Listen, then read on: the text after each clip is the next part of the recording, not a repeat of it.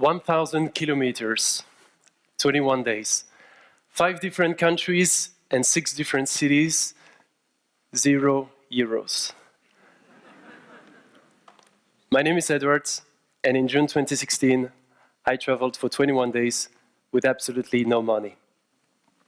Now, the first question you might wonder is, why? Why did you do such a thing? Well, I wanted to see what happens when you take money out of your life. And more specifically, what happens when you take money out of a relationship.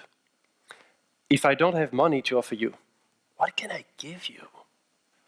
In a sense, what happens when you become independent of money? So, from Germany to Hungary, here was the challenge: to travel with absolutely no money. I emptied my wallets before leaving home, and I hit the road. And to toughen up the challenge a bit, I committed to not use internet. So I couldn't use websites that allows you to find accommodation or a host for free. And like this began one of the most incredible experiences I've ever lived in my life. When I came back home, everybody asked me the same question. How? How did you survive for 21 days with absolutely no money? I can't even survive for 1 day with no money. I have to eat, I have to sleep somewhere. How did you do that? Well, for transportation, I hitchhiked the whole trip. Who has ever hitchhiked in his life? Who? Stop, who? All right. For food, I was asking local restaurants for leftovers. And for accommodation, I was basically asking random people in the street, hey, can I sleep at your place tonight? All right, I'm not gonna ask you. As expected, I experienced a lot of rejection.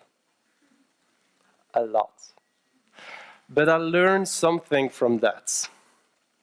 I learned to redefine my view about rejection. And there are 2 things I've learned that I would like to share with you about being rejected. The first thing is, people are never rejecting you. People are rejecting the idea you represent. When you are hitchhiking, for example, the vast majority of people who won't take you hitchhiking don't do that simply because that's who they are. It's in their identity. They don't take hitchhikers. You are an hitchhiker, they don't take you. End of the story. Don't take it personally. And the second thing is, rejection does not mean you won't have anything at all. Rejection just means that you'll have something a little bit different. When I was asking random people in the street, hey, can I sleep at your place tonight? And people would tell me, no. I wasn't telling myself, oh, that means I'm going to have to sleep outside tonight. No. I was just telling myself, all right, that means I'm going to find someone else, live another experience that might be even better than the one I just missed. In the end, I didn't sleep a single night outside. It did happen that at 4 a.m. I was still looking for someone in the streets, but I always found a roof above my head. Now, coming back to my question from the beginning, what happens when you take money out of your life? Did I find the answer? Yes, I did. And the answer is, you simply become dependent on people. And I have found that when you travel, being dependent on people is actually quite fun and can give a deeper meaning to your journey. When you are Traveling with money, you can just pick anything you want. You can choose the restaurant where you're gonna stay, where you're gonna eat, the yacht hostel where you're gonna stay at, the transportation you're gonna take. But when you decide to travel with no money, you just don't have that luxury anymore. So when someone gives you something, you have to accept it. You have no choice. But I have found that sometimes when you travel, not having the choice is actually the best option you can have. When you are hitchhiking, for example, someone stops his car and the car looks a bit dirty, the person doesn't seem to speak the language you are speaking, you can't just say, yeah, sorry, I'll just wait for another car. You can't, because the person gave you a chance, so you have to give them a chance.